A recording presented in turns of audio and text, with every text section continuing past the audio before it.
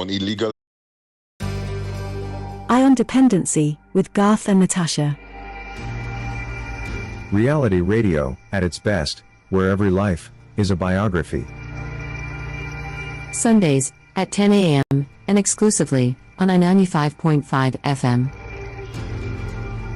And streamed live, on the Eye on Dependency Facebook page, and YouTube channel.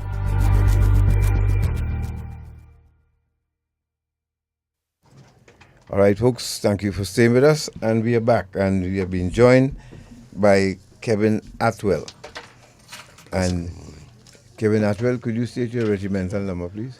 I am MA22005 Atwell-K of the Trinidad and Tobago military-led academy training program. Thank you very much. Yes, and sir. of course, we thank your family for allowing you to join us here this morning. Pleasure to be here. All right. So as Tom makes his way out to the studio and we all get settled, this is a good time to remind everybody that today is the International Day for Persons with Disabilities.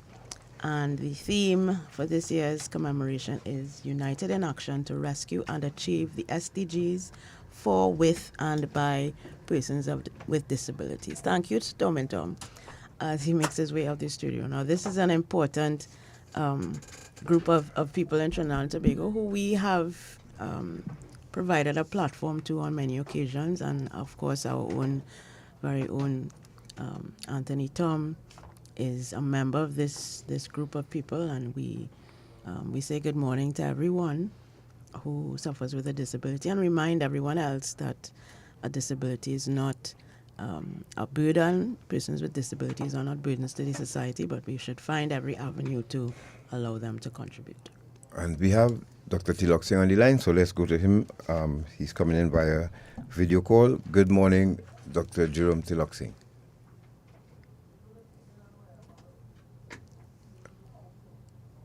Could you unmute your microphone? I think you're muted.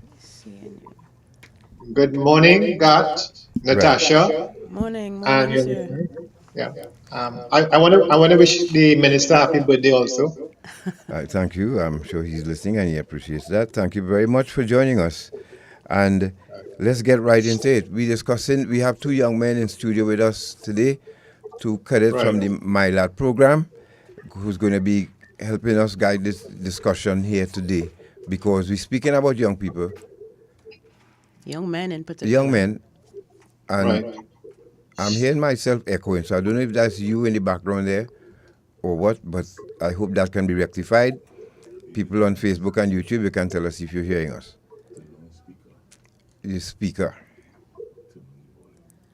Turn on the volume on your speaker, Mr. Teelucksingh, because I'm hearing my voice in the background. Yes. So we always speak about young people, and we try to find out from them, about them, speak about them. But we decided, let's go a step further, and we thank the MiLAT program for having them here with us. So we have Cadet Atwell and Purmel in studio with us this morning. And as I was saying to them, that you championed and were successful in getting International Men's Day recognized. Now,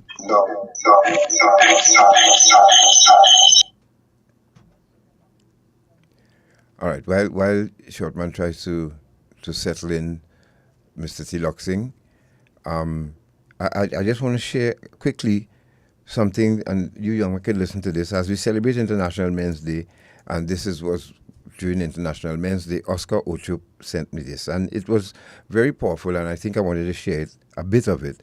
So he said, as we celebrate International Men's Day, it is important that we spend some time celebrating instead of berating men. In spite of women's fight for equality, without men, there can be no pro-generation, and which means the extinction of the human race. We see men executing their daily routines and fail to acknowledge the fact that many are dealing with internal struggles, such just to be a man. On their shoulders hang a very heavy weight of responsibility, which requires support and understanding of spouses, children, and other family members and friends. Men are called to navigate their responsibilities and demonstrate restraint and prowess even in the midst of psychological distress. Yet, so little time is spent trying to walk in their shoes just to allow oneself to share in their confusion and bewilderment, to be the man everybody expects. Some men make sacrifices, leaving themselves undone just to make sure that those whom they are investing in have the wherewithal to get through in life. Yet some of these very men long to experience the joy of any return in favor, but they keep moving with the consciousness that they have done their part. Men hurt and even cry when they consider the many times when they suffer in silence just to ensure that they maintain the bravado exterior. Yet these very men want to be vulnerable with their emotions but fear being laughed at or ridiculed, as such behaviors are inimical to the societal defined stereotypes. Dr. Teelucksingh, are you with us? Yeah, So- you hear me? Yes. Hearing you now. Hearing you now? Sorry Right. about that. Did you hear up to what I just read? Yeah, I heard you read about Dr. Ocho's message. Yeah. Right. Men are expected to lead even when there is no male mentor to teach them the ropes of being a man. Sometimes they are the best version of themselves, and with little support, patience, and encouragement, they can metamorphosize into powerful examples of mentors and models. Even Paul in his writing spoke of the transition that the imperative in being man, for rooted in this construct, is not just growth and development, but character. He said, when I was a child, I was speaking like a child. When I was thinking like a child, I was reasoning like a child. When I became a man, I did away with things of the child. Now, could you elaborate on this a bit for us, please, as we have young men in studio here, who will be carrying that responsibility sooner or later. Do you agree with what Dr. Ocho just said here? Yes, I agree with him. And what he is really trying to tell the public is the pressure that society has placed on men, on young men, to be role models, and the lack of role models too. So that, what we really need to try to focus on in his message and for International Men's Day is the need to understand that we don't have to continue this cycle. The cycle, if you didn't have a proper role model, you could be that role model. You have that potential, that talent. And I think we need to bear that in mind as we look for positive male role models in the society. Dr. Teelucksingh, do you think that given the crisis that our young men seem to be in, that part of it is due to the changing definition of what masculinity is and how it benefits or does not society as a whole?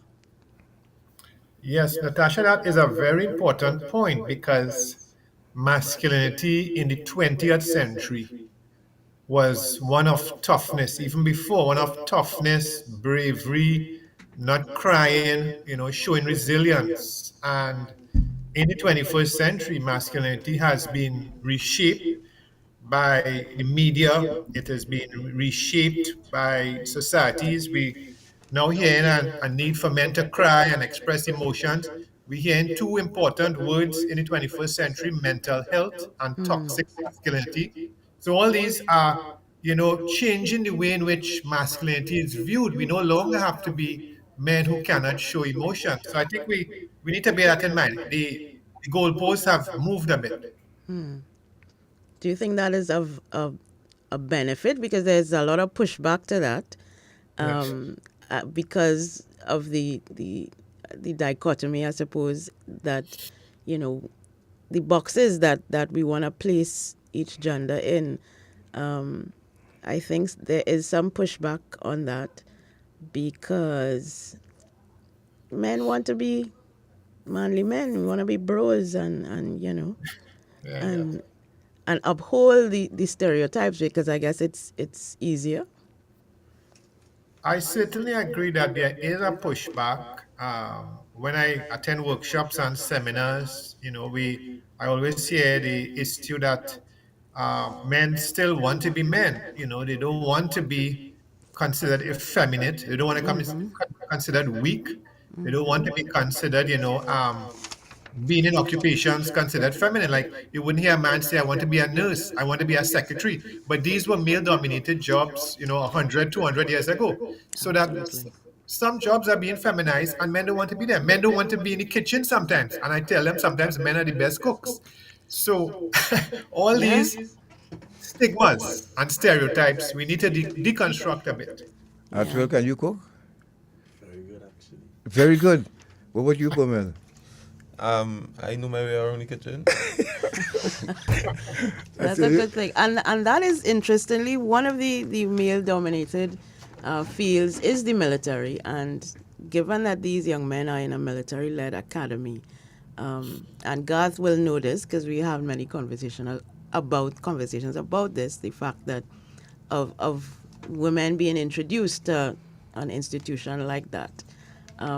So I would be interested to hear from these young men, but for you, Dr. Teelucksingh, for these male-dominated fields, you think most of the pushback is coming from people who are part of those industries or fields or in fields of endeavor? It is, some of the pushback is coming from those fields. I have spoken to some men and they said that they have applied for certain jobs, not here, just in Trinidad and Tobago and the Caribbean, but abroad. They have applied for certain jobs and sometimes the applications get rejected. Sometimes they said they don't feel comfortable working with women because the women look down on them and mock them and ridicule them. So I am seeing that pushback. So some men rather stay unemployed or underemployed rather than go and take these jobs. And one area which lacks men, unfortunately, is education at the kindergarten, preschool level, and primary school. Well, this is what I was just about to ask you. Why is it now that the teaching profession is dominated by female? Is there any reason for that? Men just not interested in teaching any longer? Or what happened? It happens slowly over time. And what we are lacking in the Caribbean, we are lacking statistics. We are not seeing what caused the decline. We are not seeing statistics about when men started to move away from this profession. I've spoken to a few families, and some of them told me that they will not send their son or daughter to a preschool or kindergarten in which a man is teaching there. They don't trust the men. They feel the men are predators or the men will sexually molest their children. So there's also this distorted perception that men in teaching professions cannot be trusted with young children. That's interesting. If you're just joining us, you're listening to Dependency, and we are on via video call. We're speaking with Dr. Jerome Teelucksingh, and in studio we have two cadets from the MiLAT program, Atwell and Permel, and we'll be asking them questions. And Dr. Teelucksingh will be the guest host sort of, because he can ask them questions too. But we want to find out from these young men here, because Atwell, you said you can cook. Where did you learn to cook? My mother. Come closer to the Mom teach me to cook. Why did she teach you to cook? Because I know what my mom told me, that I had to learn to cook. Why did your mom teach you to cook? I was always fascinated with cooking. I like to cook. I Okay. like to feed myself. I was also a chubby child, so I never used to wait on food. I used to feel like I couldn't make it for myself. And the MiLAT got rid of that chubby, I could see, because you're very slim and fit now. Yeah. Right. Well, how you said you know your way around the kitchen. What does that mean? My mother would have indoctrinated me in cooking. She would have said she doesn't, as a woman, she would want a man who knows his way around the kitchen. Right. And from what she would have taught me, I would have believed that knowing your way around the kitchen is a quintessential part of a man, like knowing how to live by yourself, being able to provide for yourself. How old are you? I'm 19. 19? Yes. Will you learn all them big words? Is it? Ladies and gentlemen, I am not kidding you. This The word quintessential is so ketchup. cool. He is so cool. I tell you, he has all the demeanor of a commissioned officer, and I would not be surprised if he ends up a commissioned officer in the defense force. Which arm, we don't know, but he is destined for that. Trust me. I've spoken to a lot of officers already, and you have that demeanor. So prepare yourself. Thank right? you very much. You know, no, serious. But I'm not kudos making this up. to his mom as well, Kudos to his because mom. cooking is a skill that every human being should have, right? My mother told If me, you have Natasha. to eat, Shouldn't you not have to grasp it. learn how to cook, right? My mother insisted that my brother and I learned to cook because her reasoning was, in case your wife or anybody walk out on you, you won't starve to death.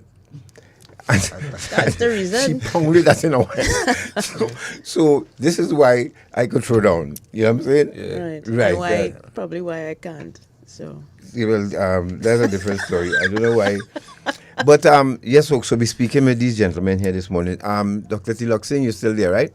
Yeah, I still hear. Right. So let's go, because time really flies on our dependency. So let's we'll start with you as well. What does being a man mean to you? To me, being an adult, well, a male figure in society, I would say, is to be able to provide, to be able to uphold yourself and hold a strong position in your household. That you would be the male provider and deserve and honor, well, your family should deserve the respect of, all right, let me say, he's the provider in your family, right? And your family depends on you. A man should be the person you always could lean on and depend on for strength in crisis times. All right, well said. But now we have women working. So which means Who are that should also make it, providers and who are also to the providers now. household. So that should make it easier on the man, would you think? Yes, it should. What about you, Pamela? Well, my from what I've seen growing up, a man should be able to accept his own responsibilities. So, like you say, I do something, I should be able to own up and say, yes, I did too. Or he should be, or leaning on what my colleague would have said, being able to provide, not just for yourself, but for like your family, your children who growing up, being a role model in society, rather than that stereotype that a man should be strong and he should be doing. And it's quite honestly, a man should just be able to support people. Right. Just a little bit about what I was speaking about just now. About feelings a man should have. And people will stereotype a man. Like, if a boy fall down growing up, your mother will tell you, get up, be a man, be strong. Don't cry. We're crying Don't for. cry. Yeah. You're crying for. And now they're saying man should have feelings. Man should cry. So you find society kind of confusing, isn't it? No, but you do have emotions, just like women, you know. It's just, I think the society has conditioned us all to feel being that strong. men are not supposed to No, express their feelings. But when you cry, they tell you, "Where's a sissy?" Or Exactly. it's like, as if being a girl is such a horrible thing. no, it's a weak thing. You know, that's how we see it. Man, Dr. somebody- Teelucksingh, what do you think? I'm glad you mentioned that because I told a few persons, similar interviews in the past, that society is now wanting men to cry. That's fine with me.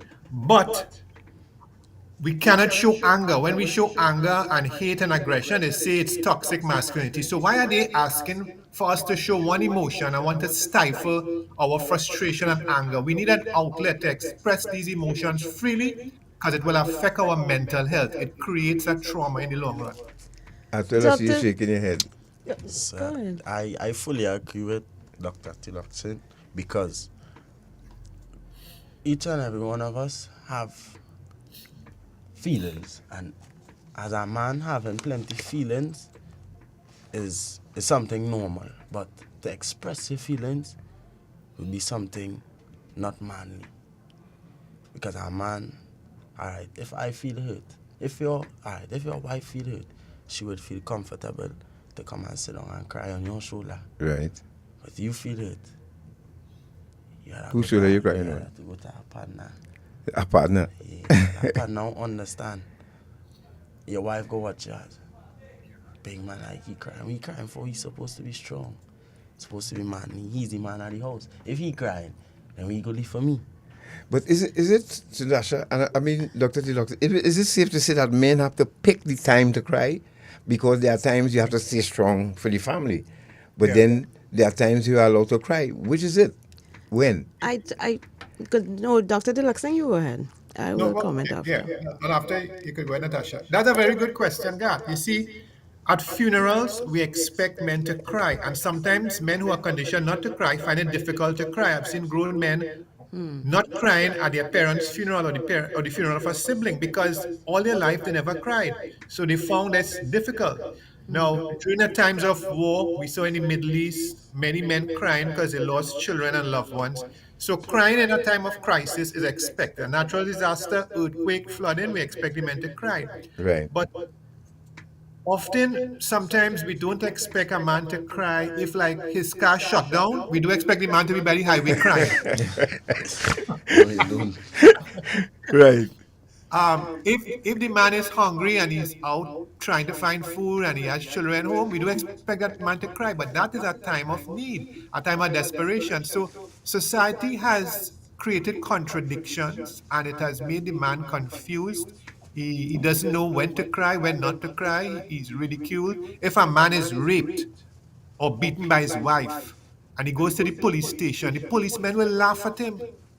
So Yes. we live in a very contradictory society. Sorry, Natasha, for interrupting you. No. I'm glad you said that because my contribution to this would be I feel like men and boys are only encouraged to express one emotion, which is anger, Yeah. right? And now that they are being encouraged to express the range of emotions that human beings have: sadness, fear, frustration, compassion, empathy. That is where the confusion comes in because we are teaching our boys that the only acceptable form of emotion that you are allowed to show as a male is anger. And they do that very well because in terms of the statistics of violence that is perpetrated not just here but around the world, and men are perpetrators of violence not just against women and girls but against other men. So I think the change in allowing men or encouraging men to express the range of emotions is where the confusion comes in. Pumel, what do you think? Quite honestly, as men, we are taught to bottle up our emotions. Even anger, a lot of the times, is more like, all right, anger is for desperate, like real desperate situations, and usually that could lead to people bursting at some point in time. The pressure just building. Eventually, as a lot of Trinidadians say, pressure just bust what? Pipe. Right. Yeah. Yeah. So, a lot of people tend to bottle up their emotions. Some people get sick. It have a lot of circumstances where the one time the person might burst out crying, and you don't know why you're crying. You're just sat there, you don't know, you're just crying. So, I understand what we're saying about the contradictions in society and how society views men. No. Atwell, how old are you? 19 years of age. Right. So we have two 19-year-olds in studio here with us this morning, folks, from the MiLAT program. Let's go back in school a bit. Okay. When you're challenged by someone in school and girls looking on, No, and I had to remind me. talk it, Mike. You know, But what happens because that fight goes on? I mean, vicious fight. Yeah. Why is it men, young boys in school, don't choose not to back down and say, okay, well, let's forget that now and move on? What would you all be afraid of then? Well, all right. To elaborate on something like that, you would just... This society we're growing up in nowadays, everything to do with that field, men believe if you back down from a man, smaller than him. That man better than you, better than you. Right. Not knowing, he lost today to fight the next day. So sometimes our back down doesn't be a bad thing, you know. It's always be a good thing. But me now, you can't disrespect me, you can't talk to me, so I wouldn't want that. What was you in school? Did you ever experience that? Yes, I did. what it was like, because you were the one who gave trouble in school, right? Out of the two cadets here, I understand you're the one who gave. What caused that? Influences. Tell us about the influences. Growing up in our community, it had a lot of negative influences. So the negative was positive to me because I seen it every day. And seeing it every day and being around it, I going out into society thinking that the way to live, that cool. Right. That was always the right thing to me. So you carried that in school with you as well? So I always carried that with me. And I used to figure, you can't talk to me too hard. You can't approach me in a manner that I didn't like. You dissing me? Yeah. Don't like that. And then after, if you do that now, then I will get hostile.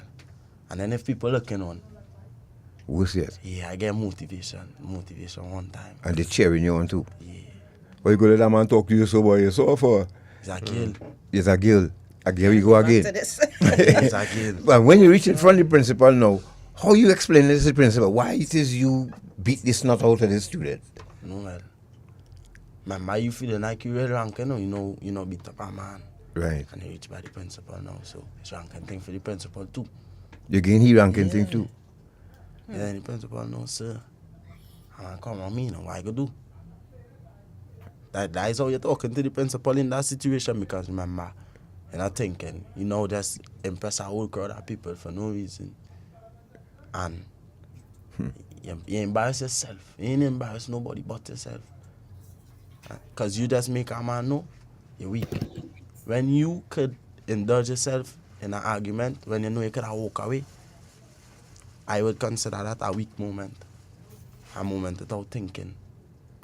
I learned that now because I'm in the program and Right. you have to be a strong-minded person to be indulging these things. Right. And what is the alternative that you have learned how to deal with those kinds of situations? What should you have done in those circumstances? Self-control. Self-control, we was taught a lot of self-control in the program because... This is MiLAT program? Yes. When you're there, you have nothing to do more than thinking. So you think a lot and you get to use up the extra brain cells that you're not using.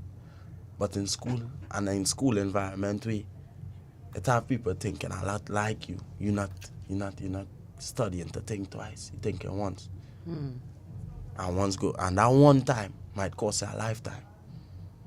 I never used to study that. I used to study at the moment. Hey, now. Right. If you violate now, we deal with it now. Before we go back to Dr. Teelucksingh, probably want to jump in here. What about your school time? Did you experience that, or you look like you somebody who just walk away? I was one of the people that nowadays they will call you I got the two shoes. I throughout my entire school life, I have never been in a fight, been suspended. My record is quite clean to say the most, but a lot of people around me don't watch it. Like, you went to college and it was not no fight. It had a lot of fights. Right. You went to St. Anthony's, for the record, you went to St. Anthony's? Yes, I did. What school you went to? Tranquility. Sir. Tranquility, right. Go ahead, Pamela. So, seeing how my parents would interact with each other, my parents were very calm with each other. Even though my mother and my father weren't together, they were normal. There wouldn't be no sort of fight and rob and looking to be this one or be that one. So I never grew up with that mentality. Like if somebody come around me, I quicker walk away. But don't look at it as he small, he normal, and he ain't go hit you a good cuff. But on the you had self-control. Yeah, I had that self-discipline. Well, without revealing too much, what did you see at home that helped you? What you think if that contributed to how you responded? All right, to be very honest with you, it wasn't anything that I saw at home. Right. Because mommy, to me, afraid mommy bad. Bad. And mommy, when you hear mommy coming to deal with any situation reference in school and you feeling like you bigger than the whole situation and beat you, she don't care. So like in the instance of that young lady who called her mother cursing and thing, you could have do that to your mother? I don't no. You see the fear in his eyes. No. I learn, well, not learn, I develop that behavior from friends, associates, people Peer in, pressure. yeah, community, and not being able, not to say not being able to think for myself, not wanting to think for myself, allow me to associate myself and gather with the wrong things first. So, outside at home, I was always trying to do something different than what I was taught. Right. So it wasn't really a home situation for me. It was just decisions. If you're just joining us, you're listening to Dependency, and we are speaking with Cadet Pumel and Atwell. They're in studio with us, and on video we have Dr. Jerome Teelucksingh. If you have any comments, questions, keep dropping them. I see you have them on Facebook, because during the program we're going to show you again that personal parade in Tetron Barracks that we managed to get some footage of, and then we have a show reel of MiLAT cadets and what they do on a daily basis. And then we have a video to show you, and Atwell and Pumel, I want you to comment, or you all to comment on it, of the nastiest citizen of the year. When I tell you nasty, oh gosh, this citizen topped the year for me in the nastiest person we've ever seen on video. We're going to show you that. So prepare for that. You would not believe probably it. not what you think. It's probably not what you think. But Trust me. So we're in studio here with these gentlemen. Dr. Teelucksingh, you wanted to ask them any questions considering what we just spoke to them about? Yeah, I just want to commend Pamela and Atwell for opening up on air. One of the things young men don't like to do is talk about their past. And I'm very glad that you asked them what school they went to, they attended, because a lot of times in our society and abroad, we tend to think of the public schools or the junior sec and senior sec as having the violence. In many denominational schools, there are also violence, drug use, peer pressure, bullying, and often it's covered up and it doesn't reach the media. Correct. So I'm going to put up education, because that is one of the problems we have in this country. We believe that all the criminals and bandits and murderers are coming from certain schools, and that is wrong. Yep. Well said. Well said. And as we're on the topic of education, I want to get these young men's opinion of same-sex schools. I mean, you went to a mixed school. You went to a same-sex school. Yes. What do you think the differences or the advantage or disadvantages of both? Same-sex schools.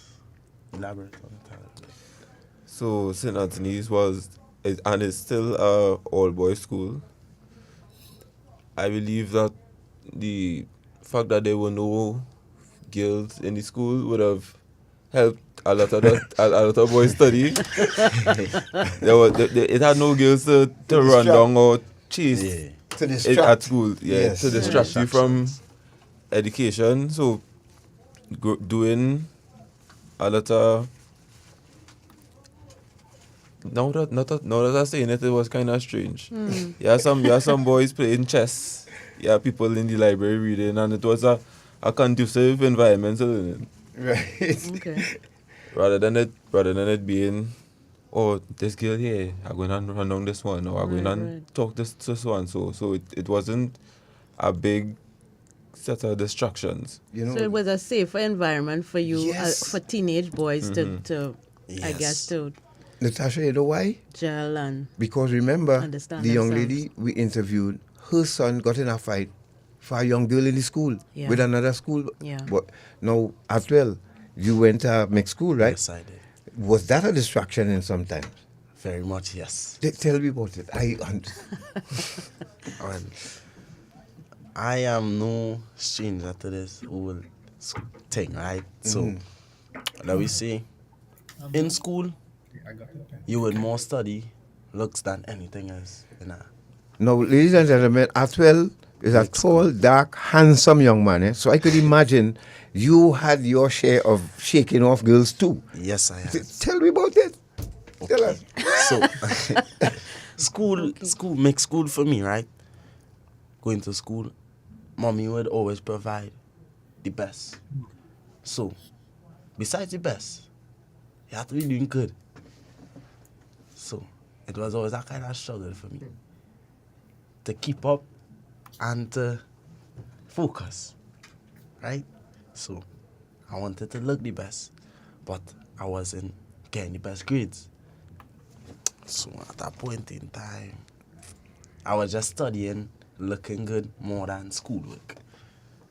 Because the girls are now coming to school, they're doing a thing. You know, coming from home, you're looking good. I ain't watching you watching me. We not studying schoolwork. Studying anything more advanced than that. So was there a time you were more motivated to go to school to see this young lady who you... Yes, I was.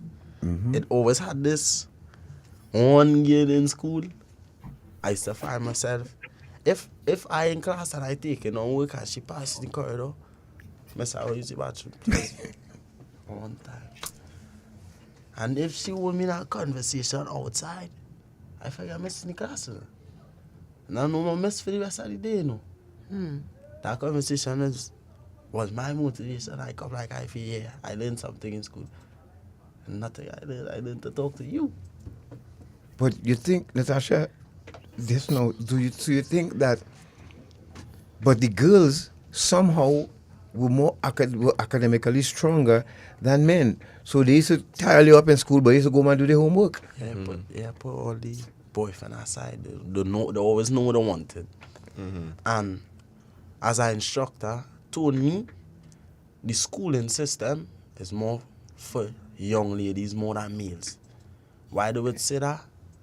Because the testosterone males have, it go be hard for a male to sit down in a schooling environment and focus in a classroom.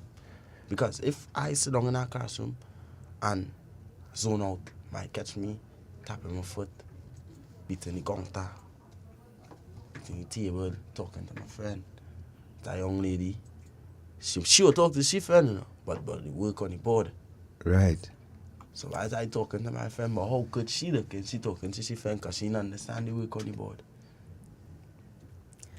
I agree. I tend to agree. I think education on a whole is not conducive to children, but I think to boys especially, because boys, I think, learn differently. And I would like to hear Dr. Teelucksingh's thoughts on this. Before Dr. Teelucksingh come in, so as well, if you had the opportunity to advise the Minister of Education, would you suggest that we do away with mixed schools and just have boys and school, girls schools alone rather than... There must be advantages to both. To be very honest with you, I'd have to turn the whole place into MiLAT.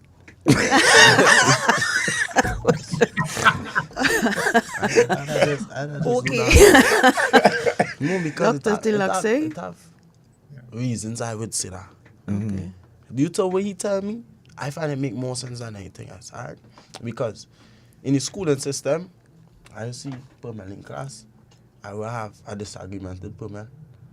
I don't know when I reach the classroom, that nobody there, other than the teacher, Right. who inside the class still teaching, but he come out, I come out. I start Pamela and fighting. But in MiLAT now, you walk out the classroom, you look to the end of the corridor. The instructor, right? He A did. big, So- strong man sit down in the big strong corridor man sit down at watching. the end of the corridor, sit down watching. So I study, I want to fight Pamela. And I do down there watching. I don't want to fight him no more. And that would just be a thought in my head. Right. So the negativity it is really straight from it now. It had no point to prove it, had no better man situation. So it's just you making the right decision. Pumel? Remember the MiLAT program has an induction period Right. where everybody would shave their heads and you find everybody looking the same. So it have no, like you say, like at normal school, you would be like, all right, this person have on a Jordans or this person have on a Nike and this one have on a Reebok, whatever. Everybody have on the same boots, Head the same ball like yours. the same clothes, my head ball, your head ball, and it tends to bring everybody together. So everybody in there like a brother. You start No from matter- scratch. Yeah. Level playing field. They build your mental towards a partnership. So you're able to collaborate with the people that you're gonna be in a program for 2 years with these same people. all living in the same building, everybody getting the same food, everything, 4 men start dormitory. and 4 men per bedroom. Yeah, 4 men start dorm. Right. So you not living by yourself in a room. So you can't say as a self man, can't close no door. You changing the clothes in front of 3 men you didn't know. Right. So You it can't tends live to far, no, yeah. it just tends to form a kind of trust within males. And you wouldn't get that kind of love in a public school or It's a more mixed schools. competitive environment in school. right. Right. So if like we say like his school, it would have be common to where certain when males go function around males. And in a all girls school, females tend to function better around females. So you'll see like Holy Name, Providence, these is girls is come out to be top girls in the country. And bishops and all of them. Yeah. Yeah. But we tend to have school I like like the first name you call. there was school like we were schools like not to say I don't read in any schools, no, we were schools like Success, Overlap until Yeah. they tend to talk about schools in the gutter, but it's not really schools in the gutter, you know. It's just things that the how to put it. It's just the environment where it have males and females. It always have competition. You Competition. always have that kind of Yeah. If you're just joining us, you're listening to Dependency, and we are speaking with Cadet Atwell and Pumel, who will elaborate a little more on the MiLAT program before we wrap up. And you can join us, as usual, on Facebook and YouTube. Remember, if you're new to the channel, please like and subscribe and click on that bell. Dr. Teelucksingh, let's hear you now.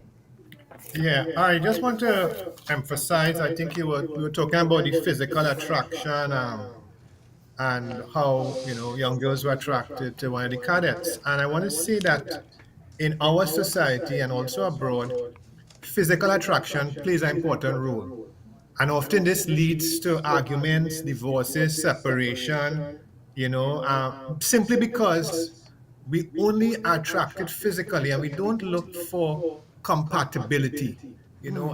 Is my partner stable? Am I looking for a long-term relationship? So I think that is a nice important issue he brought up, where young men need to rethink about why they are attracted to a young lady. Is it because she could cook? Is she intelligent? Could she um, raise a family with me? Is she going along with my dreams, my vision? I also want to mention on that physical attraction issue that earlier we would hear the term macho male, the macho man, and he had a lot of partners, a lot of female partners, a nice car. And no, we no longer use macho, we now have the zessa. And that zessa is creating a lot of problems in the society for the young men, because the young men, they don't want to have any patience, they don't want to work hard, they want to be a zessa and get rich quick. So I think we need to also look at that issue that was raised, the way in which, young men see themselves in the society. Are they for monogamous relationship? Do they want a lot of multiple partners? Will it increase their macho-ness? I think that is what we want to look at too. Yes, agreed. Yeah, any thoughts on the education system and how it is perhaps skewed against young men learning and the whole idea of same-sex schools versus co-ed? Yeah, I believe that a co-ed school has its advantage in that young men and young women are will be in an environment, a controlled environment, where they will be able to relate to each other. Sometimes it goes wrong. Sometimes, you have teenage pregnancies. You might have somebody contracting HIV. So sometimes it goes wrong, but I think it's a good environment to allow young men and women to start a conversation and to form bonds, right? But it has to be closely monitored. You can't just throw them in a classroom and say, you all go ahead and talk about anything you all want. So I think there are advantages. But what I don't like in our society and other societies is that we tend to stigmatize the co-ed schools. And we tend to believe that the single sex schools are the one winning the scholarships, which could be true, and the one that are ideal schools. So we also need to look at that. Some of these so-called prestigious schools produce dysfunctional citizens. And I want to get that, through our minds, that we cannot continue making generalizations, because I have some of my best students are from the so-called junior sec and senior sec schools. If you're just joining us, you're listening to Dependency, and under the auspices of Gender and Child Affairs Division, and of course Ministry of National Security, we bring in this program to you this morning. We're going to take a break. We have more questions for Pumel and Atwell. We're going to run them down really quickly because we want to get through what we have to show you as well with the MiLAT program. And to dispel the myth out there that I saw an argument on Facebook this week here about MiLAT program and the misinformation and disinformation that people spreading out there is the worst. And We these had are somebody adults. who commented on Facebook about that, huh? One comment on Facebook. Yeah, adults talking about, they're teaching them to shoot people in there, and I'm saying, really, boy? Without even trying to find out first, and I'm talking about people who practicing journalists too, Yep. say these things, Yes. and the MiLAT program right there, all you have to do is go and get the information and release to the public. And I want to say that, to his, Senator Thompson, IE, it's always really good to challenge, and the challenge that you extended to the Minister of Education, but about the MiLAT program and all of that. But what is the solution do you have for people getting expelled from school and can be rescued by a program? You put the minister in a place, it was a good uppercut. But what I didn't hear, if you had a solution, I missed it. We missed it. I would like to know the solution, because according to Atwell, I would turn everything into MiLAT program in Trinidad and Tobago and take away and cut that pipeline off from the from the gang leaders. Yep. Because if we don't supply the gangs, then we'll have no gangs. Correct. As the point is right now, and I again thank the Minister of Education for having the only Minister of Education to have the fortitude to call it as it is. Although we beg several Ministers of Education to see it as it is and say it as it is, this Minister of Education stepped out of the ring and said it as it is. We have drug addicts in our schools, and they are disrupting our school system, and we have to fix it. Thompson IE, Senator, if you have another solution other than the MiLAT program, then let's hear it. We go to that break. We'll be back.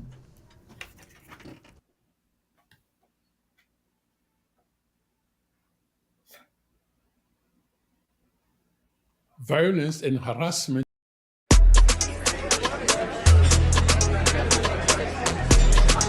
50 by 20, 50 by 25.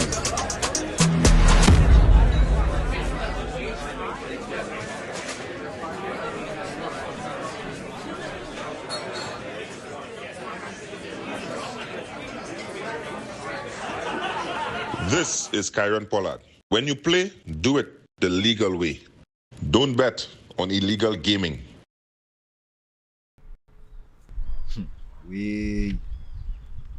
The sex trafficking thing is a serious thing, boy. Sex trafficking? I thought it was only human trafficking it have. But what do you mean? No serious thing, boy. Where you get that from? I don't know about human trafficking, not about sex trafficking. So how can you spot and identify perpetrators and children who are victims of trafficking? Many victims who are children do not look like under 18 years old. Child victims often move escorted around alone or in small groups. They also live in shared and even packed rooms and have very little clothing and belongings. Child victims are often seen with adults who are not their parents, their relatives, or their caregivers. Migrant children are often unaccompanied and separated from their parents. Child victims are often engaged in work that is not suitable for children. They are often deprived of their freedom to go to school, to play, and to enjoy being a child. Perpetrators have unexplained sources of income and possessions. They are businessmen and businesswomen running legitimate and illegitimate businesses. Perpetrators may appear to be the victim's friend, boyfriend, close relative, or employer. We are the Counter-Trafficking Unit of the Ministry of National Security, Trinidad and Tobago, safeguarding human life.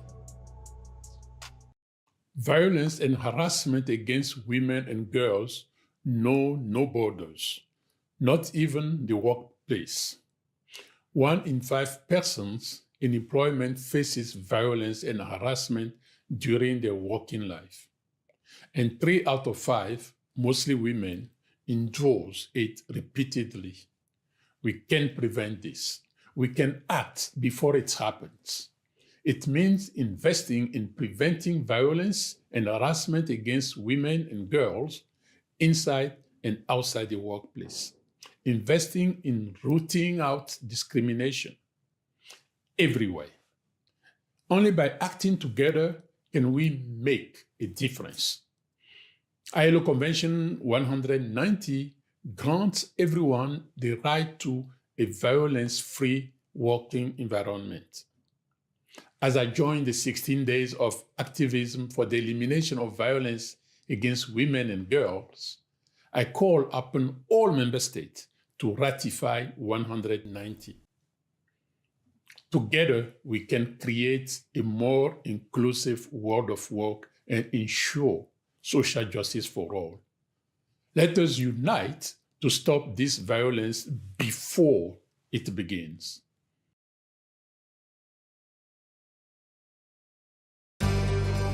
Eye on Dependency with Garth and Natasha. Reality radio, at its best, where every life is a biography. Sundays at 10 a.m. and exclusively on 95.5 FM.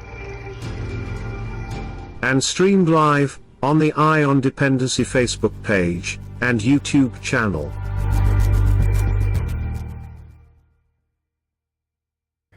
Thank you for staying with us.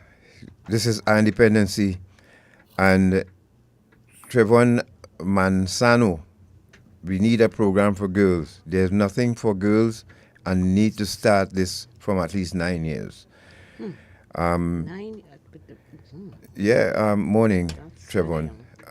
But we really need one for girls, and it has been, put out there that pretty soon they will open a MiLAT arm of the MiLAT program for girls. That couldn't come soon enough, because we really need one. As we're noticing that the girls now taking center stage in battling with each other now. How you all feel about that? Pumel, seeing the young ladies fight like that now.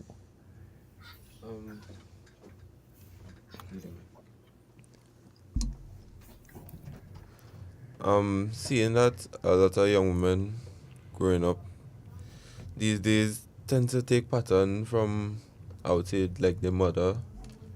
Most of the time, the mother struggling. A lot of the time is the mother struggling. Because the society is a society where it has become normal for children to have no fathers in the home. And for parents to be split.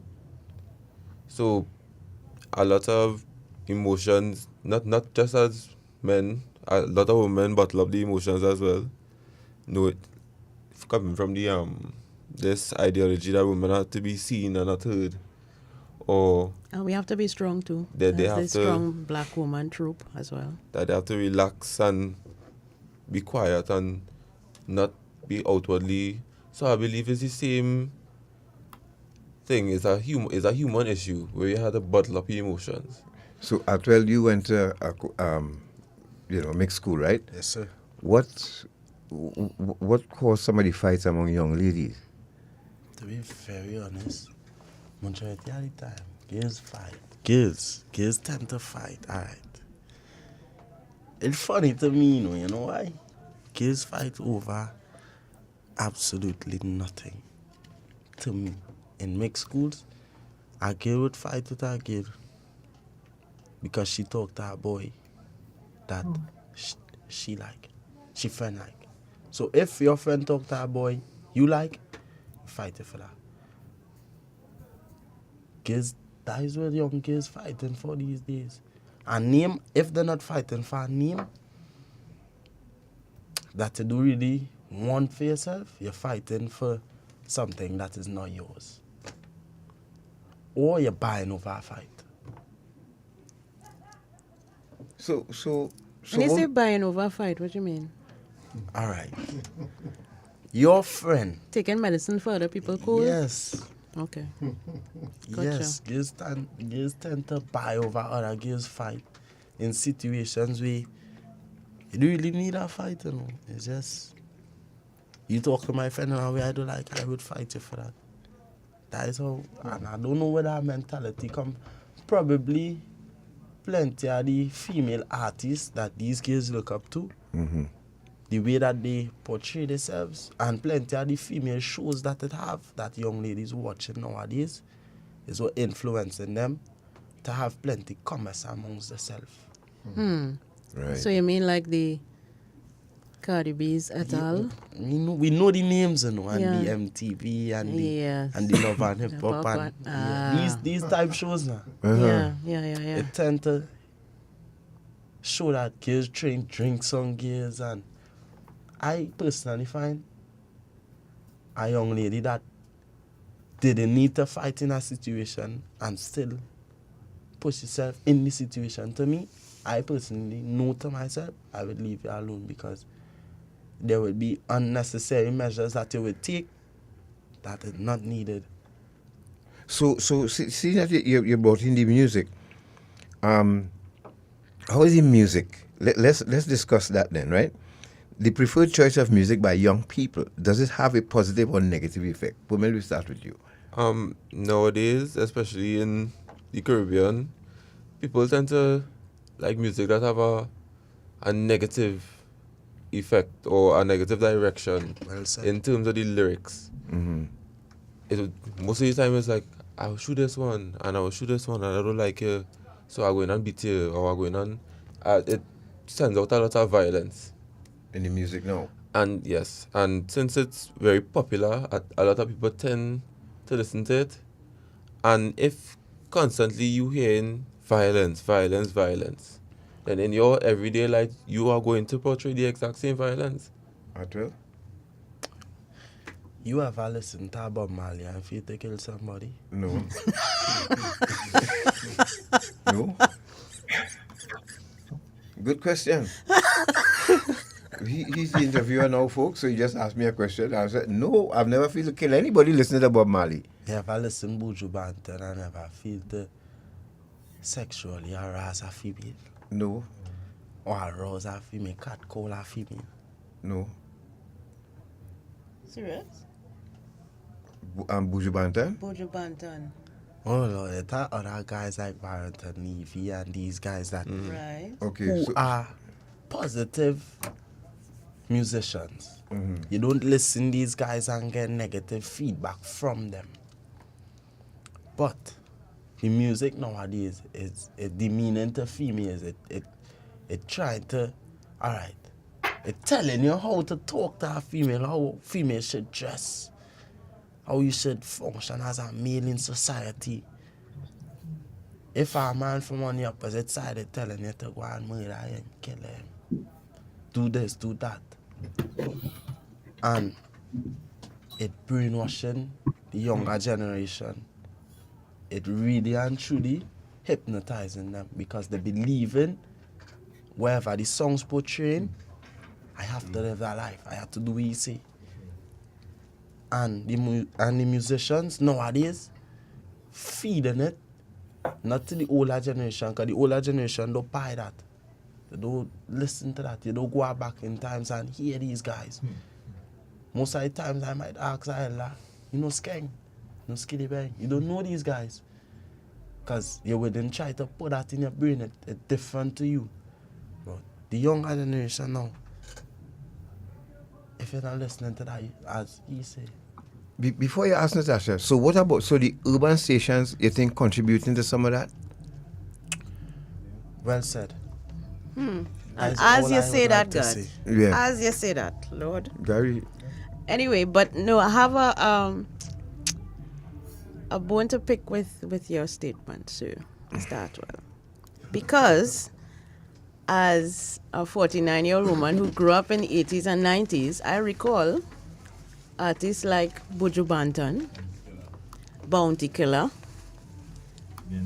Ninja Man, talking all, no, I ain't going so far as Movado, but the 90s dancehall artists, Yeah. which I used to have on repeat, were absolutely violent in their lyrics, absolutely derogatory to women, and absolutely abhorrent towards homosexuals. Okay. But that did not influence my thinking because, why you think? Because you were mature. You had a different level of understanding towards the music. Music was music back then. Music nowadays is not really music. I have to live that lifestyle you singing about. If I don't have a nice watch, a fast car, big chain, I would consider myself a nobody. In knowing that you just depriving yourself of being a positive young man in society. I wasn't always thinking like this. I really and truly always wasn't thinking like this. I started to think like this when the program brought real life into the mix. So the MiLAT program really did a lot for you, and your way of thinking and your. It was a very influential part in my life. Dr. Teelucksingh? I just enjoy this conversation because there's so much truth in it in a lot of the things we are saying here. And I want to mention something. I want to say something. I wanted to sink into your listeners too that many occasions the media is an enemy to positive masculinity. The media enjoys highlighting sensational news. Men who have committed crimes or young boys. They love to sell that. It sells news. It attracts listeners. It attracts readership. And I'm glad that we mentioned a few minutes ago about the fights among girls because I was very heartbroken and sad to see that nearby in Tobago a few days ago at Signal Hill Secondary School, one female student was beaten by her classmates, over 20 students, and it shocked me. You know why? Because the rest of the world would have read that online and would have wondered what is happening to Trinidad and Tobago. And I want to draw that to the listeners' attention that it is something that sickens me to know that when fights occur, there are no mediators and nobody to break it up. Somebody picks up a cell phone and records it. It shows how we have regressed. It shows how we had our level of thinking. When there's a crime being committed and a classmate is being beaten, we would take up a phone and tape that fight rather than creating peace. And I want to tell the listeners that we need to see our young men as peacemakers, positive peacemakers and mediators. That era of the zessa and the gangster has contributed to too much innocent bloodshed. Over 500 murders, that era has to end. The music is one aspect, but the violent movies on TV and cinemas is something we could spend hours talking about. There's too much bloodshed. And it has become part of our psyche and mindset. We have become desensitized to this violence that the media likes to hype up. No, Atwell, as Dr. Teelucksingh said, why is it when a fight going on in school, people stand around cheering and not trying to break up the fight? Let's start with you. Why? Why is that? You have a study a situation and to you, right? It's more interesting to watch boxing or somebody chewing the white flag? It's more interesting to watch it. Because you want to see somebody get knocked out. Yeah. So is the same thing applies in school? It's the same thing. Pumel? And to add on what T would have said, I feel like there's a fear of being the mediator between the two parties. Let me say, you have no idea who these two people are. You go into school with them because you know that it's happened. Right. You go into school with them and you don't know either one of them. And people tend to be afraid. I don't want him lash me. If I step in the fight, I don't want him lash me. Or I don't want this person to get vexed with me. Or I don't want that is what has happened. And they tend to penalize everybody involved in these fights. Even the mediators, the people who would break up the fights, they tend to put them into the sanctions as well. And some people more worried about their own safety, well-being. No, well, not well-being. I would say like their own like being their own person. They're afraid to ruin their reputation. Thank you very much. People are afraid to ruin their own reputation.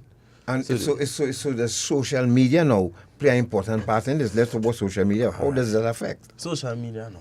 Everybody on social media. Even you on social media. Yeah. Without social media have good and bad effects on everybody. Because you would go on social media to look and see what's going on around the world and in your country. Me know. I will go on social media to see who looking nice.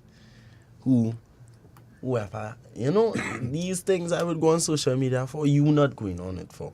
And in the younger generation, we tend to tarnish somebody's reputation before it even start.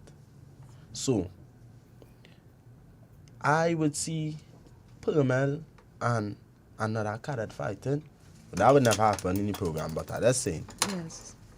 Two of them will be fighting, and before I say, we's brothers, if Permel losing, I would like to make sure not me alone know he lose, but everybody know he lose. So you have to document it. Yeah. On social media. I would try to make sure, and 10, 15 years from now, that is where the tarnishing that's coming. Because Permel will be recognized somewhere going up for a position, and that video going and come back around. But if Permel was involved in some activity, he was on stage singing and performing, you're sharing that on social media too? No, why are you saying that? First thing I would he's say, doing something positive. Listen, social media is a very funny thing. People, well, no, I wouldn't say people. Not everything positive does be attractive. Correct. More negative. Correct. Is attractive than positive. Because it happened with me sometimes, just scrolling through social media, right? And you see a video with man feed the homeless. But the video right after that is man chopping man. Yes. You go into the man chopping man first.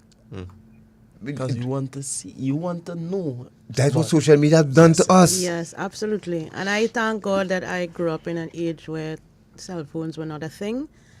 All of the badness that we used to do when we were your age, it was recorded. No, correct. It's up here, and that is where it will stay. We remembered phone numbers off the bat. Now we can't remember one phone number beside our own. Correct. That what social media has done to us. That what cell phones and technology have done to us. Yeah, if you're just joining us, you're listening to Dependency, and in studio we have two cadets, Atwell and Permel, from the MiLAT program, and online we have Dr. Jerome Teelucksingh. Those of you, good morning to all of you, Rena, Janice, Brian on YouTube. I hope the volume is okay. Edward Brown, I hope the volume is okay now.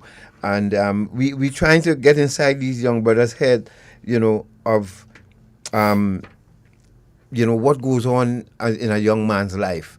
Now, why are young ladies doing better than the young men in school? Let's explain that to the public. Because every time essay results are read, the women come out, the young girls come out on top. We kind of touched on it a little bit, but for those who just joined us. Yeah, for those who just joined us, and as well, could we get like an insight into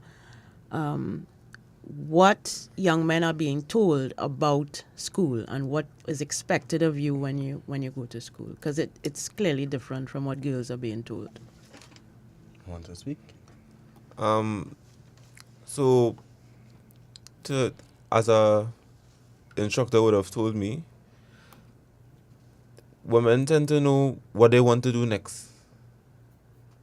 And you could interrupt me if I go off track. But women tend to know what they want to do. They have a set goal in the future. A lot of women, no, I wouldn't say all. Many, yes. Because we have to. So yeah, they would more say, I want to be a nurse, or I want to be a pilot, or I want to be a air hostess, or I want to own a business. Right. Young men, on the other hand, tend to just look to see. Day by day process. Yeah, they just go with the flow. Well, You think that's because young men or boys are not in tune with themselves enough to know what they want out of life, or? yes, very much so. Okay. So I wouldn't say that. It You have a disagree? reason why I wouldn't say that. Back to the problem that we were having earlier, plenty positive male role models were not instilled in young men's lives. Because everybody nowadays want to be a father, but don't know what it means to be a father. A father figure is They want to be a father, they accidentally becoming fathers. No, they want to be. They intentionally becoming fathers. So in some cases. In some cases. Right. Do not know the role and function of a father. A father is not a regular human being. Because God created Adam. We know this. Right? So a man was always made to show potential and strength. And not everybody would understand this. Being a father is a very, very positive effect on a young male's life. So you think that lack of direction and ambition and knowing who you are stems from the fact that there are not enough male role models in the home? Yes, there That's is. what you said. Because in the program, we have a lot of male role models. They would pull you slack when you're moving different. They would put you to sit down and talk to you. You could say not, if there are 10 houses on the same street, only 2 houses where there are functioning fathers. The other 8 is men who go in and coming in their children's, in their kids' lives. Yeah. No really be functioning. So a young woman would pattern from her mother. You know that? She would watch what mommy doing and learn from mommy. But I can't watch what mommy doing and learn from mommy because mommy is not daddy. Well said. Well said. Pumel, you wanted to add to that? As my mother would have told me, she can't be a father for me and at the same time be a mother. I would like to elucidate on what he would have said. And somebody would have told me that they, as a big man, they found it quite awkward to hug their son. Because they never grew up with their own father to hug them. And a lot of the cadets who are in the program currently with me would have, I think about 3 or 4 of them within the last 3 days would have told me that they met their father at the age of 19. Wow. A lot of us tend to have no positive male role models to look up to. And as Natasha would have said, I don't know how she knew how to sing, but I did not.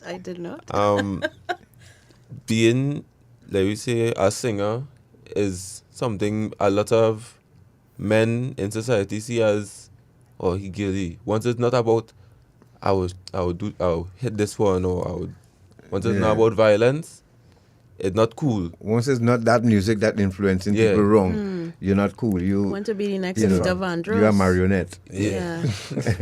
You're not I'm not a marionette. But you know what I mean? Yeah. Right? So, all right, folks, let's go to a break. And we'll let Dr. Teelucksingh to respond to that, what he heard when we come back.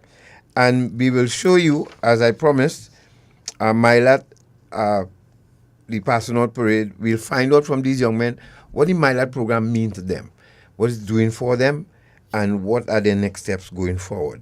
And there's a show reel of several activities from the MiLAT program. We'll show you that too.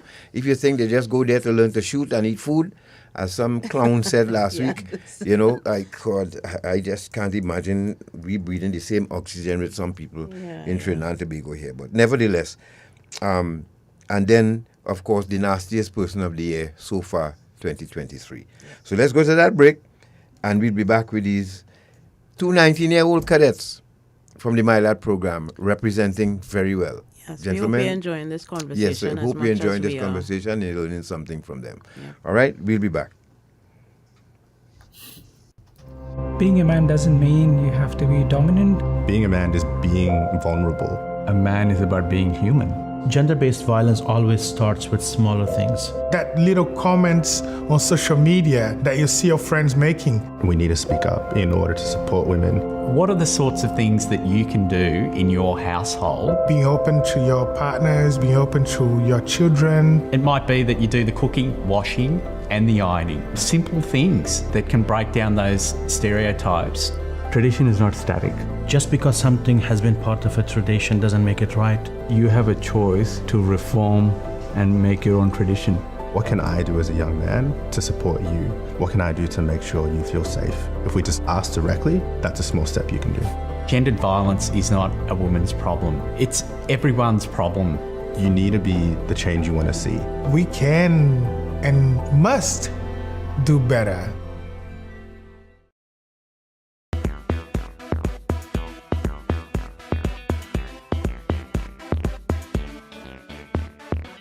Ah boy.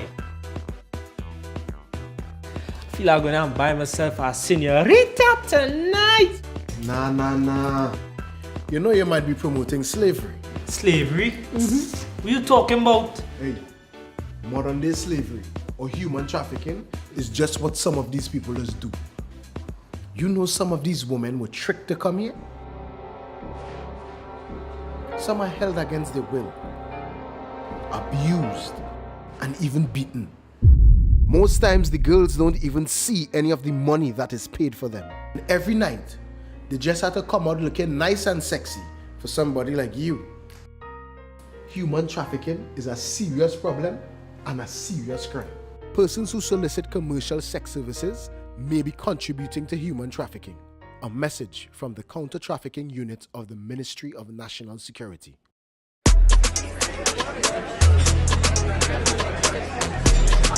50 by 20, 50 by 25.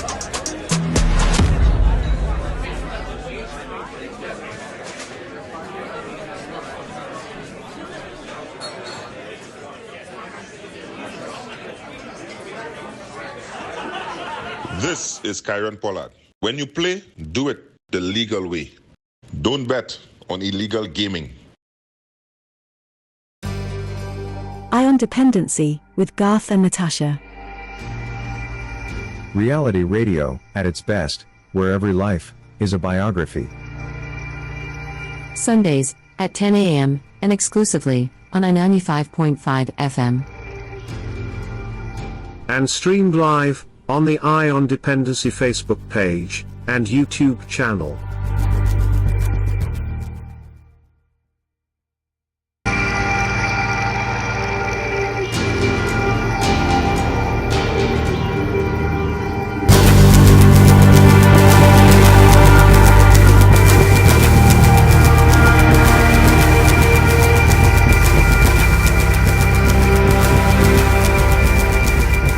Thank you so much for staying with us. This is Ion Dependency, and we are speaking with cadets Pirmel and Atwell of the MiLAT program, as well as Dr. Jerome Teelucksingh, who has joined us via video. And I hope, good morning to those of you who joined us on I-95, and to those, of course, who have joined us online on YouTube. Please drop a like on this live and share it and subscribe to the channel, and same for Facebook. Like the live and follow the page. Yes, as we dedicate this one to the Honorable Fitzgerald Hines. Today is his birthday, and we say happy birthday to him. And I'm sure if he's listening, he's really enjoying this conversation. Shopman, let's go to video A, then B. Let's start with that. This was a passing out program, passing out of MiLAT cadets in Tetron Barracks in 2018. We had the video. We were fortunate to get it. And we just want people to see this is the end of the journey after the 2-year program that these young men will go through. And you notice they aren't marching with any weapons, right? You know what I like about watching MiLAT cadets drill? They drill with a sort of emphasis. If you watch normal troops drill, they drill, this, but not like no. Finish off, Pumel. Finish off, Pumel. Not lackluster. They drill more. They calm. They understand drill. But MiLAT, the testosterone they show when all you're drilling. Yeah, that emphasis. When they're on Independence Parade, you must know in MiLAT cadets coming up. Pony my arm, Gary. Pon their mics. Yeah, you must know that pump, or they have a kind of pump when all they drill. It's amazing. And short man, let's go to video A, please. Because they were. This responsibility with discipline, respect, loyalty, honor, and dignity, and that they will uphold and fulfill all traditions and customs of the MiLAT Academy. We hereby challenge you to be the model citizens, exemplars to all future cadets, your peers, within your community, and the Republic of Trinidad and Tobago. Say farewell.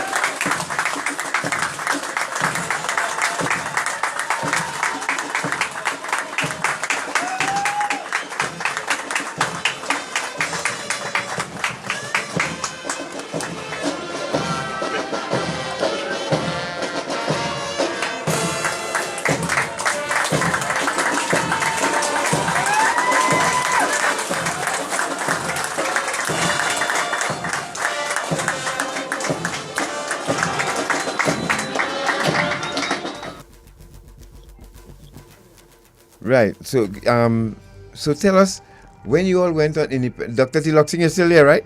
Yeah, I'm right here. Right. So the first Independence Parade you all went on, how did that feel? It's feel a sense of joy, sense of dedication for your hard work, pride. You feel good about yourself. Plus two, you can sharp to the girls and All right, that's the girls. I know you must put in that part. Yeah. Pumel, what about you? It's a very big show of patriotism. You feel like you work towards this, especially people who like to drill within the program. Right. It's a big thing, a big event that you prepare for. So you were in there about a month prior to the Independence Parade, and we were just sharpening up on drill. So you feel very proud of yourself, and not of just yourself. Your family is also proud of you. Right. Which I hope. And what do you think is because this would have been the first time entering the MiLAT program that you would have been introduced to something like drill. For you, what is the significance of it and the value in learning drill? It teaches a lot of discipline. Plenty. Because you can't make a right turn and your body flinging all over the place. You have to stand straight and you have to tense your body and execute the movement. And a lot of young men these days lack that self-discipline to be able to know, I do this properly, let me work on this, I might slip up here, I had to work on that. So drill really helps build self-discipline. And be able to help you take instructions too. Yes. And respond to commands and all of that. Control. Command, control, respect. Right. Physical and mental strength. Plenty mental, more than physical. More than physical, even though you're standing up for hours. Right. If you thinking, all right, I could stand up here and it wouldn't bother me, or I could do this. It's always I could, not I can't, or I wouldn't, or I shouldn't. It's always I could. They always have it always, well, as we just say, it must done. Yes. It must No, it must done. At some point in time, it will finish. But you were talking about the phone, and in the program, what having a phone, you said it's a privilege. Yes, it is. Explain that. When you say having a phone is a privilege, you start to appreciate the time that you get to be on social media, you get to talk to a loved one, you get to just have a phone in your presence to even watch YouTube. You start to appreciate these things and know the value of them. And know it's not just pick it up and videotape a fight. Or pick it up and try to demean somebody or try to hurt somebody's career. Yeah.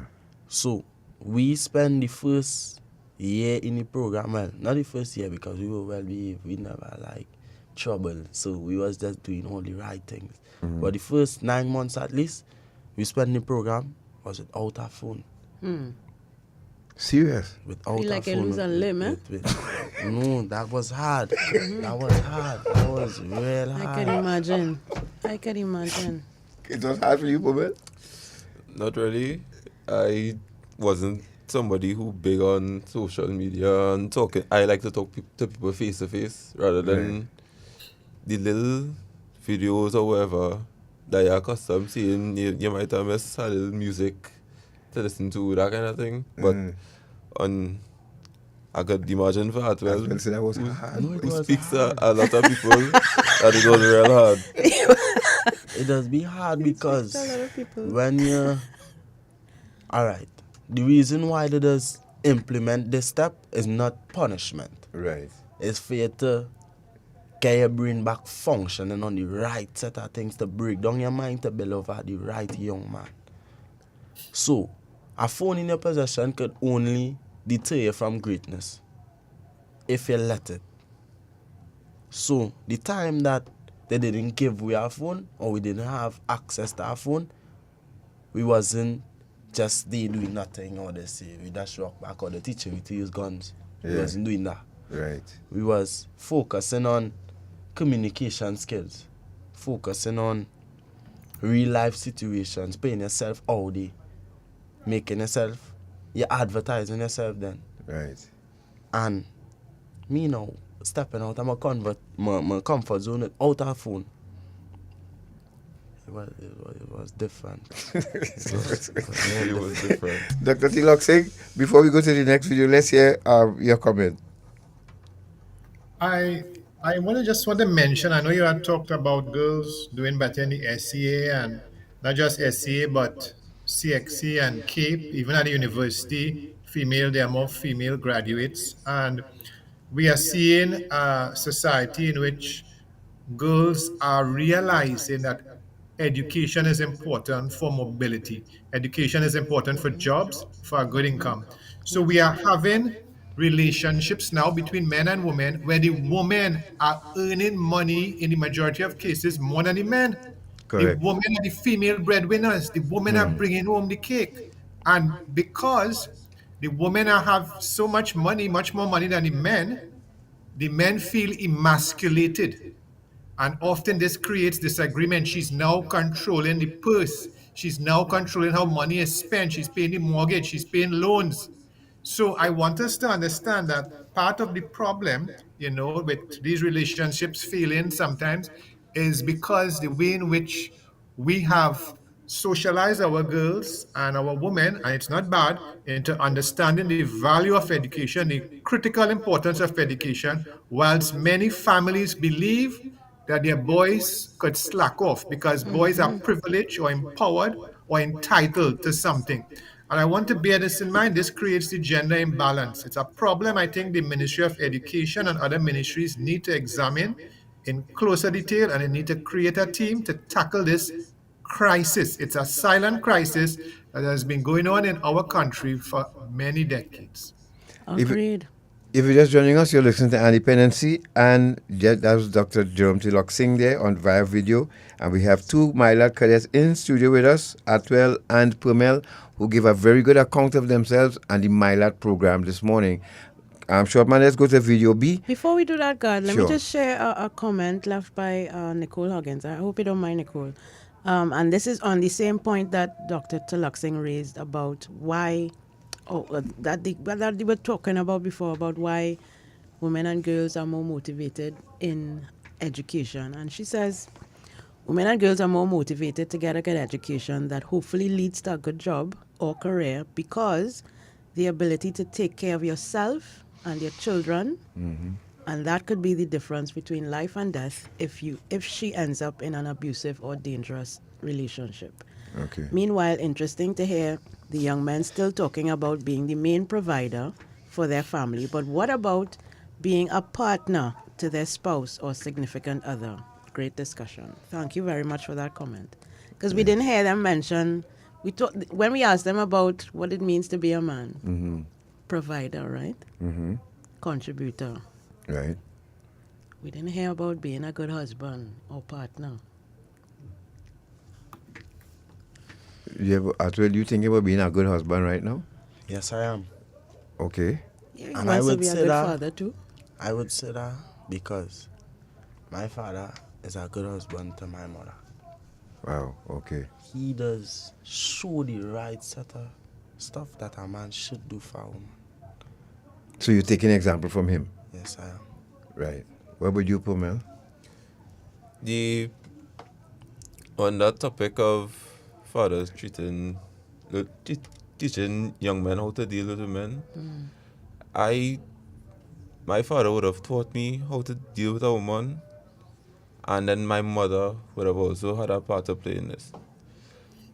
I never really took what they would have said. I would have formed my own, because as far as I know, I'm very passionate about people, and I tend to collaborate with you rather than tell you what to do or you tell me what to do. We have to work together. And I have never ended a relationship with a female on bad terms, and I pride myself on that. Let's just say one more thing. You familiar with the woman's substance abuse program? You're familiar with that? The what? The woman's substance abuse. The woman of substance? Yeah. About earlier this week, they brought something to light to the program because they came there for a seminar and we were saying no, having a discussion. And they were talking about this whole topic about the role and function of a male in a household and the role and function of a female in a household. And to get past all of this, everybody should be considered a human being. Not just he's a man, so he has to move this particular way, or she's a woman, so she has to do this.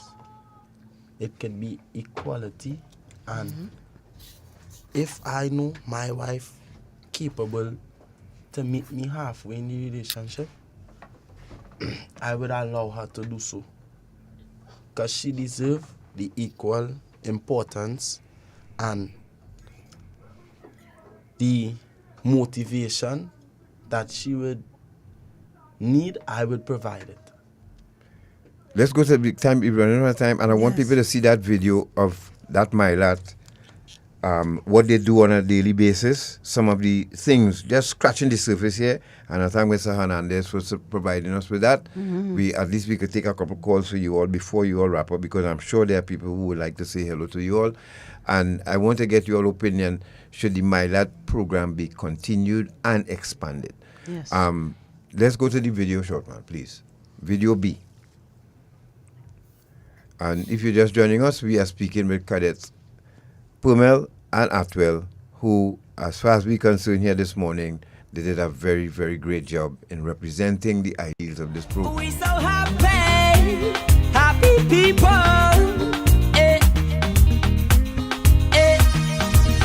Oh God, nothing could feel good like this. Floating on the clouds like if I don't have no problems. I feel so happy. It's only good vibes we bring that put me on the ceiling. And I just love this feeling. It make me happy. If you wake up in a bad mood, I want you to shake it away. So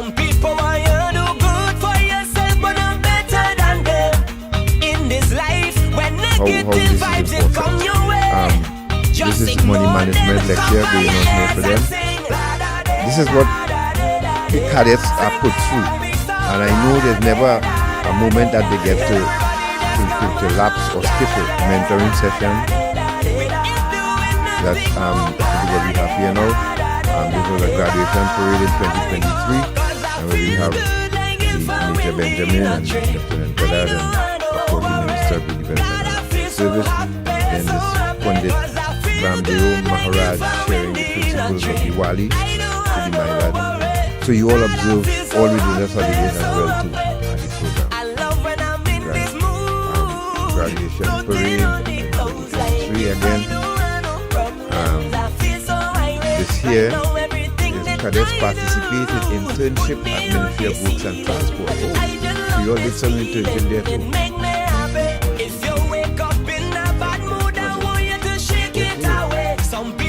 You have dining and etiquette too as well. So you all learn things with knife and fork and so on. Diwali celebration, so you all light up the house. This is a MiLAT compound they have. So it's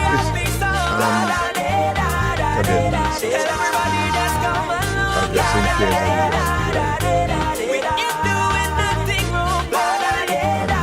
this one here is cadets addressing students at school outreach initiatives. So you all do school outreach as well? Okay.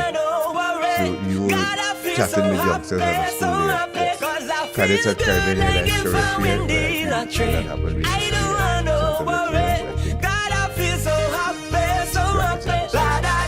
Cadets at Chagonas East, Chagonas South Secondary School. This was another career fair. And then this is the aquatics training. So you all do aquatics training at the Coast Guard as well. Yes. Fun times. In the pool in Maloney. In Maloney, yes. Maloney Community Swimming Pool. Right, Maloney Community Swimming Pool. So go to that video. See, I want you all comment on this citizen, fellas. Yeah. Watch at this citizen at Trinidad and Tobago, an adult. Watch what he did from his car on a very clean street. Go to the video. There's an adult driving here, guys. And I couldn't believe what I... Wait down for you all to watch what this man did. Yeah. Watch what this man did. So he pulls up. This is a clean street, eh? No debris on the street. Look what this man did. Will you believe that? What's it again? Huh? To the people listening on the radio. This man is driving along a quiet street. Very clean street. Driving and very clean. Unusually so. I mean, most streets are clean, I guess. But I mean, you notice the fact that there's no rubbish on the street. He slows down, stops his car, opens the passenger side, and throws an empty box of fast food in the drain and drives off. You think why? Kumel, what do you think about this? Look at that. Why would somebody do that? The caption is raised to cause floods, well trained, mommy played you well. Why are you blaming this on mommy? You understand? Correct. That's right. Yeah. Too. And did you ever see the car number, Natasha? I didn't know. I saw it, but I didn't take it down. It's a private car. Yes. But you seen the number? Yes. And all you could go back on a man, an adult. Right. You all could go back on our page afterwards and see it. And this man's so wicked. The street clean alone. Not to say that rubbish on the street where you could have blended in the box. A big yellow box. This man pull up and just fling out the car. No, I mean, come on. So we have him known as the nastiest citizen of the year. You have to be serious, you know. And these are the kind of adults we have setting examples for young people out there, right? So let's take some calls for Aswell and Pumel here as we wrap up this morning. Dr. Teelucksingh, any final words to these young men and to Trinidad and Tobago? Yeah, I just want to say that I'm honored to be a guest on Eye on Dependency. I'm honored to be listening and learning from these two young cadets. I'm very proud to be a citizen of Trinidad and Tobago when I hear them talk and I hear about the MiLAT program. And I'm hoping that the MiLAT program continues to grow, and I hope that it will be extended to maybe other Caribbean countries. Other Caribbean countries will create their own version of the MiLAT program to help our young Caribbean men under 35 years who need some training and need some guidance in their life. So I'm really glad to be among you all this morning. I mean, thank you very much for being here. We are tremendously enjoying this conversation. It's very refreshing when we actually listen to young people, right? Right. If folks want to contact the MiLAT program, Pumel, before we go, I want you to share that with the public, right? You can reach MiLAT at a variety of different outlets. You can contact MiLAT, the admin department, at 646-4528 or 646-0371.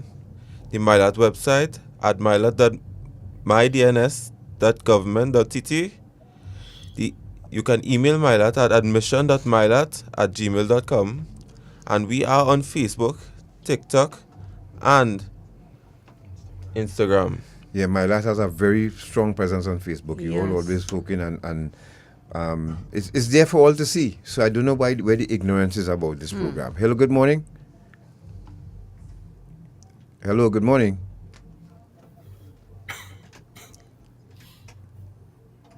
Hello, good morning. Guy, what's going on there? Continue on your project, continue with discipline, because at these places, first and foremost, you know the discipline, and that is something you can't get too much of.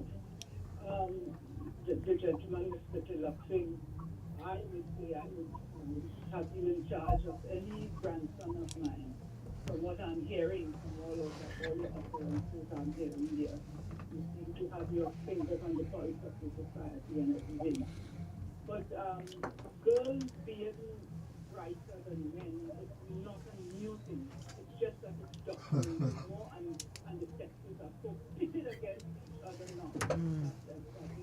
Long ago, women were just to leave school and come home And make babies, yes. You know, but that's no new thing. But I also want to add that there is no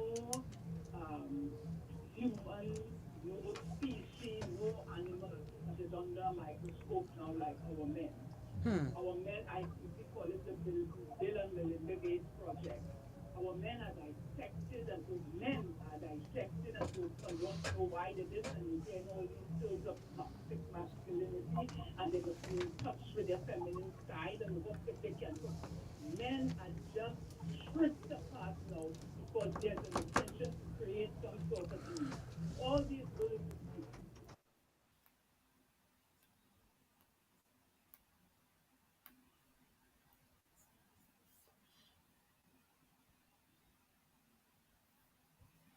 Not like that. After you leave school, what you're going to separate, you have to live together. We always have to live together. So you encourage co-ed schools. Absolutely nothing is wrong with that. But I am just saying, men, watch out. They're out to change you into something that is, I don't know, some sort of person that would burst into tears and sobbing at every minute. But you guys there, stay with your discipline and stay strong. Thank you very much. And love your sisters, your women. Just love them. Thank you very much. Thanks Thank a lot. you. 6223937. Hello, And we good morning. apologize if you're watching on Facebook and you're not hearing the calls. I hope you can. Yes, now. my people are not hearing the callers on Facebook. Good morning, sir. Morning. Good morning, Mr. Sinclair and Mrs. Sinclair. Morning. Garth, I don't know if you heard, and congratulations to the young men. And Garth, I heard your program, a rerun with your program with Tusker. I think you should follow up with our next one. It was very informative. All right. In another place, you know? Yeah. And I told her that as well, too. Garth, I don't know if you and Tasha heard about the young lady, school child, who went and smoked up on the third floor and freaked out. Yes. we did. 13 Yeah. years old.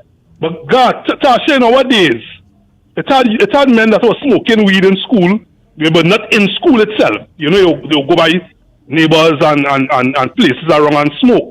But there weren't women that were involved in this weed thing and in drugs. So like women or young girls, to be more specific, young girls have took up this this marijuana culture and smoking, from a lot of friends that I know, and young girls are getting involved. God have always been telling us that the drugs have reached in school. A group of them, you can imagine how frightening that was. A group of them going up on the 3rd floor and blow a big weed, and one freak out and end up in Mount Hope. Because they don't understand how to, what they're doing. Yeah. But it almost stops her heart. Yeah, oh yeah, she could have got a cardiac arrest. Yeah, because it's a depressant, and probably maybe it was her first time. I don't know, but maybe what. Yeah, man, Natasha, in your days, as I say, and say to do it in the school premises. Yeah. I have been around, and I know girls but that age as well too. Yeah. You'll find more sixth formers on. So the minister was alarming the country that young students are getting themselves involved in this drug thing. I think that you see that 4 trees marijuana thing. I think that needs to be revisited because it's not 4 trees, it's 44 trees. Thank you very much. Thanks yeah, so morning. Yeah, thanks a lot. And I want to say condolences to the family of Sergeant Ruiz. Ruiz is the guy in the picture alongside Pumel on top Tatil building, 1990. And he passed away last evening. Also, my batch, Curtis Dookie, condolences to the family as well. And Simmons from Reserves passed away as well. A lot of old soldiers going home. Let's take one more. Hello, good morning. Hello, good morning. Hey, good morning, Gus. Good morning, Natasha. How are you all doing? And to the gentlemen there. Hey, morning. You got Junior here. How are you Junior left. Morning, sir.